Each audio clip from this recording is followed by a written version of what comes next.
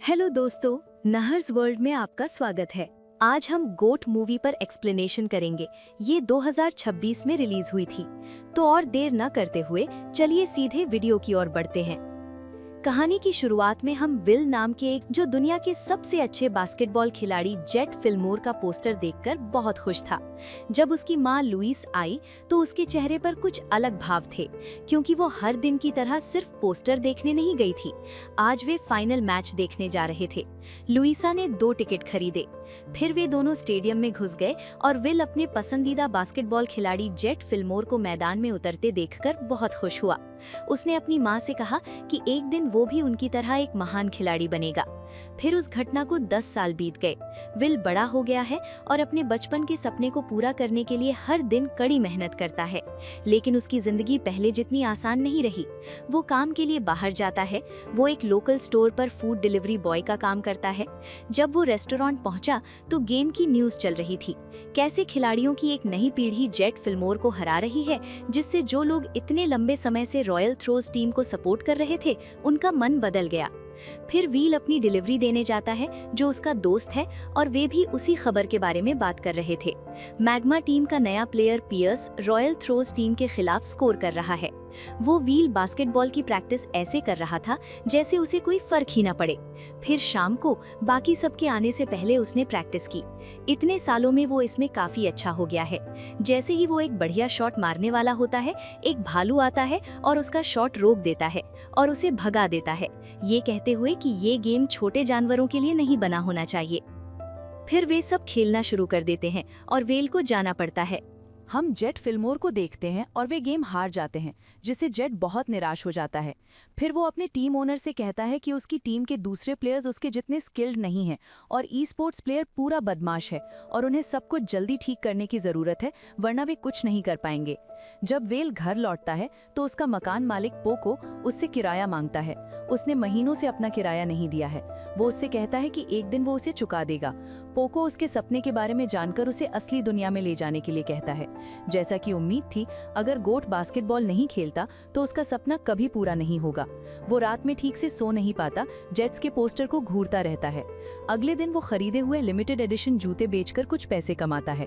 Piers एक stadium में एक फ्रेंडली मैच खेल रहा है। वो खुलेआम सबको चैलेंज कर रहा है और अपने सामने सबको कुचल रहा है।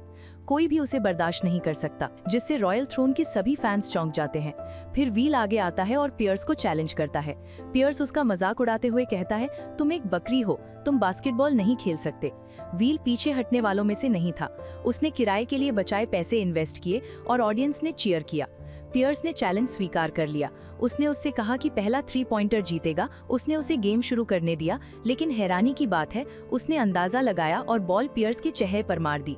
इसके ठीक बाद उसने एक बास्केट बनाया। फिर बहुत ज्यादा फुर्ती से उसने आसानी से दूसरा बास्केट बनाया, जिस पर दर्शकों ने उसे चीयर किया। इससे पियर्स के शॉट और सीरियस हो गए और वो फुर्ती और पावर के साथ खेला, बिल्कुल असली मैच की तरह। वेल भी बहुत अच्छा खेल रहा था, लेकिन वो पियर सॉर्सर के बड़े शरीर के सामने बेबस था।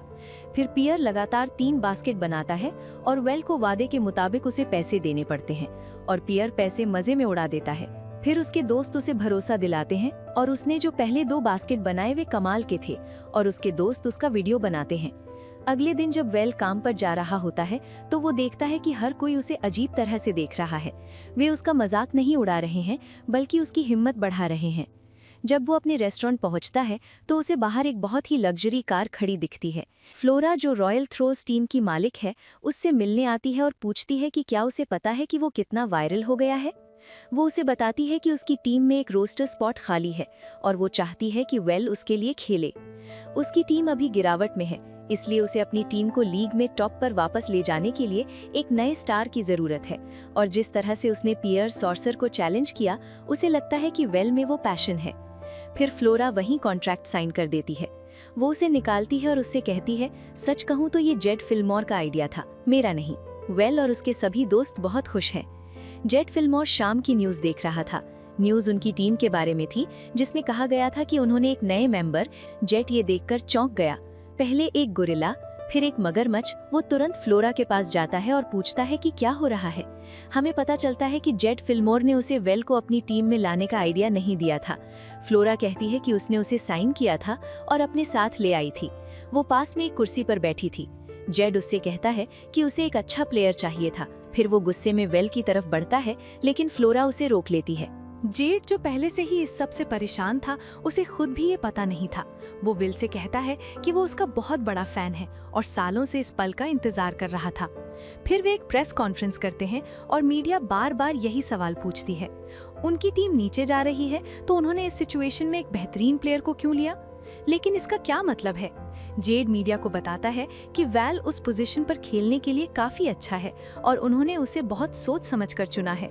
फिर वैल अपने सभी टीममेट्स से मिलता है और उनसे मिलवाया जाता है। फिर वे थोड़ी देर प्रैक्टिस करते हैं, लेकिन व्हील को कोई मौका नहीं दिया जाता। सबके जाने के बाद व्हील जेड से पूछता है कि वे दोनों थोड़ी देर प्रैक्टिस क्यों न करें। जेड को कोई दिलचस्पी नहीं है, लेकिन जब वो व्हील को दूर से बॉल शूट करते हुए देखता है तो वो भी दूर से शूट करना शुरू कर देता है। दोनों के बीच ये चैलेंज बहुत रोमांचक हो जाता है। वे दूर से बॉल शूट करते रहते हैं और जेड भी दूर से शॉट लेता है, लेकिन वो नहीं ले पाता। उसके बाद कुछ दिन ऐसे ही बीत जाते हैं। फिर उन्हें एक मैच के लिए दूसरे शहर जाना पड़ता है और विल पहली बार एक प्लेयर के तौर पर ट्रैवल कर रहा होता है। वो अपने सभी टीममेट्स के साथ रिश्ता बनाना चाहता है। वो उनसे बात करता है, लेकिन उसे एहसास होता है कि उन्हें उसमें कोई दिलचस्पी नहीं है। फिर वे सभी उस शहर पहुंचते हैं और एक होटल में चेक इन करते हैं। इस दौरान विल अपने दोस्तों से वीडियो कॉल पर बात करता है और उन्हें होटल घुमाता है। ये भी दिखाता है कि वहाँ की चीजें कितनी महंगी हैं। अगले दिन उनका मैच होता है। शुरुआत में विल एक आराम करने वाला प्लेयर होता है। थोड़ी देर बाद विल एक गलती करता है, जिसकी वजह से उसे सब्स्टिट्यूट कर लिया जाता है और उनके कोच विल को उसकी जगह लेने के लिए बुलाते हैं। गेम जारी रहता है। जब उसके टीममेट्स पहली बार विल को बुलाते हैं तो विल बहुत एक्साइटेड हो जाता है, लेकिन जैसे ही उसके हाथ में बॉल आती है वो एक पल के लिए रुक जाता है। दूसरी टीम उसकी तरफ आ रही होती है। विल को बॉल वापस मिल जाती है। फिर हैरानी की बात है, वो बॉल को सबसे पहले सीधे बास्केट में डाल देता है और ऑडियंस तुरंत चुप हो जाती है। फिर गेम ऐसे ही चलता रहता है। विल बहुत अच्छा खेल रहा था और उसने चालाकी से अपने ओपोनेंट को चकमा देकर एक के बाद एक बास्केट किए और रॉयल थ्रोज टीम मैच जीत गई। इतने समय बाद उनकी टीम जीत का जश्न मना रही थी, लेकिन जेट के चेहरे पर कोई खुशी नहीं थी। अब वो चुपचाप वहां से चला गया। फिर उनकी टीम अपने शहर लौट आई और उनके टीममेट्स जो वेल को ज्यादा अहमियत नहीं देते थे, अब उसे बहुत पहचानने लगे और वे सब बहुत खुश थे।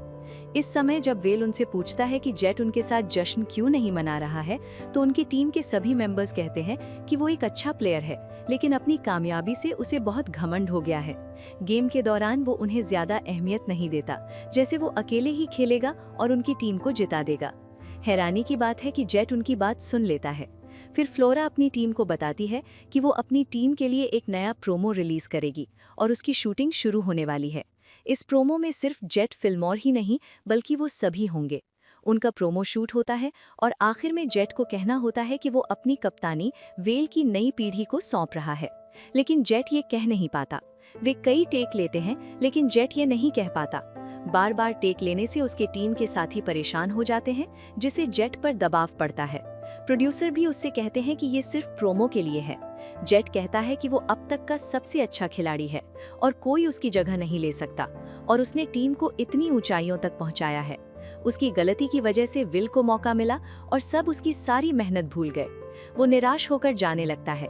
विल उसका पीछा करता है और उसके पास आकर कहता है कि उसे जो बिल्कुल सही लगता है वो उसे बदलने में ही आया है। जेट उसे बताता है कि उसने एक को छोड़कर सभी ट्रॉफी जीत ली हैं और उसके फैंस इसके लिए उसका मजाक उड़ा रहे हैं। फिर वे दोनों मेट्रो लेते हैं, वहां से निकलते हैं और विल के होम टाउन आते हैं। विल उसे अपने रेस्टोरेंट में लाता है जहां वो पहले काम करता था और उसे बताता है कि रॉयल थ्रोज के फैन अभी भी उसके साथ हैं, जो उसे इतने लंबे समय से देख रहे हैं। उस रेस्टोरेंट में उसके कई पोस्टर भी थे। रॉयल भी वहीं खाता है, जो उसे बहुत पसंद है।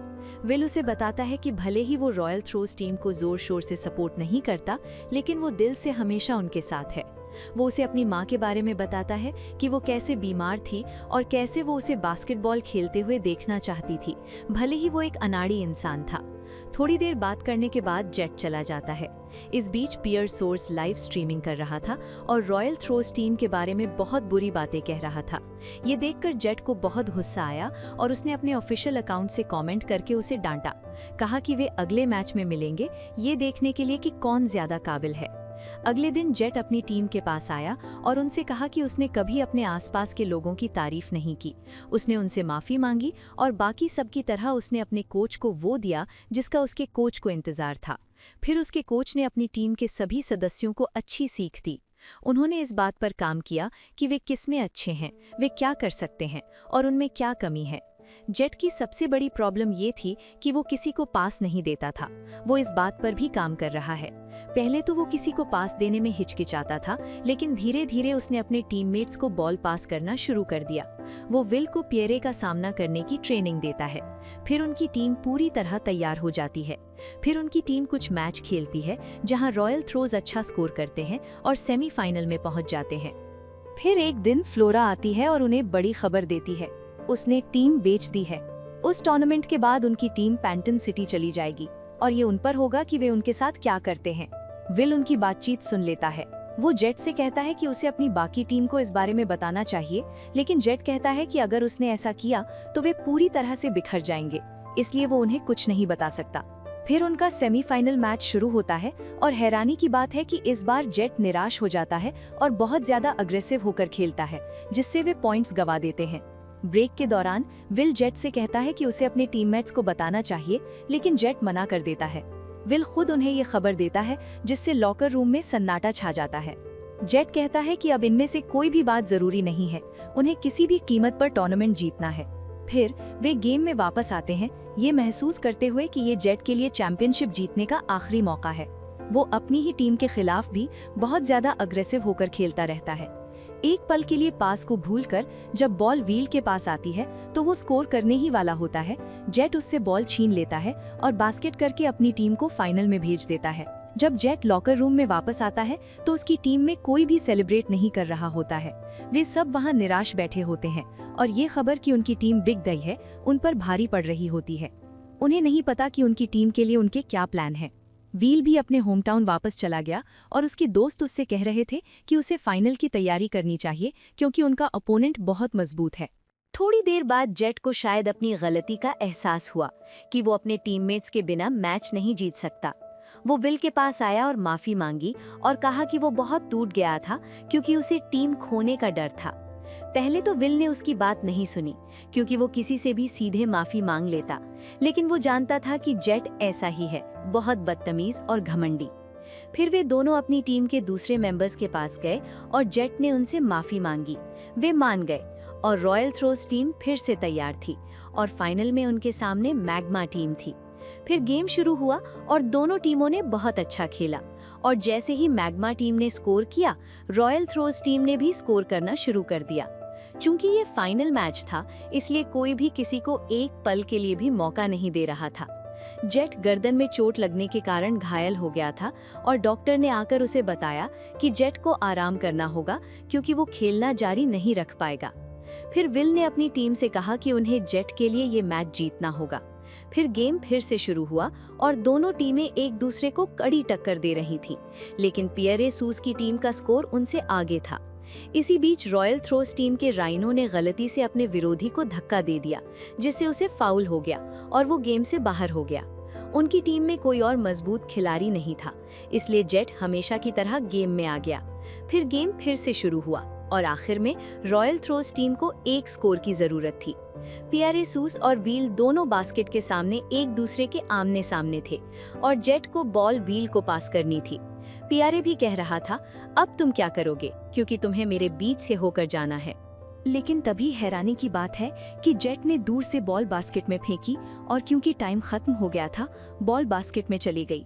वो गिर गया और इस तरह रॉयल थ्रोज टीम ने चैंपियनशिप जीत ली और फिर वैल जेट बहुत खुश हुआ। उसने उसे गले लगाया और उसकी टीम ने जश्न मनाना शुरू कर दिया। फिर थोड़ी देर बाद फ्लोरा आ गई और भले ही उसे पता था कि उसकी टीम सोल्ड आउट है, उसने भी जीत का जश्न मनाना शुरू कर दिया। आखिर में जेट क्राउन ट्रॉफी उठाता है। जेट सभी ऑडियंस के सामने एक स्पीच देता है जिसमें कहता है कि उसे नहीं पता कि उसकी टीम का आगे क्या होगा, लेकिन उसने crown trophy royal Throws team को दे दी है और ये भी कहता है कि अब वो अपनी कैप्टनसी वैल की नई जेनरेशन को दे रहा है। फिर वैल भी सभी को थैंक्स कहता है और अपने सपने को पूरा करने के लिए अपनी माँ को भी थैंक्स कहता है। फिर उसकी टीम के सभी मेंबर एक एक करके अपनी फीलिंग्स बताते हैं। तभी रॉयल थ्रोस टीम का नया मालिक एक्सो आता है और कहता है कि भले ही टीम अब से उसके अंडर खेलेगी, लेकिन रॉयल थ्रोस टीम उसी शहर में रहेगी। ये सुनकर वहां मौजूद सभी लोग बहुत खुश होते हैं और सभी अपनी डबल जीत का जश्न मनाते हैं। इस शानदार कहानी के साथ कहानी खत्म होती है। तो कमेंट सेक्शन में बताएं कि आपको कहानी कैसी लगी। अगर आपको वीडियो पसंद आया तो लाइक करें, नए लोगों के लिए चैनल को सब्सक्राइब करें। तो मैं आपसे अगले वीडियो में मिलूंगा। इस पर नजर रखें।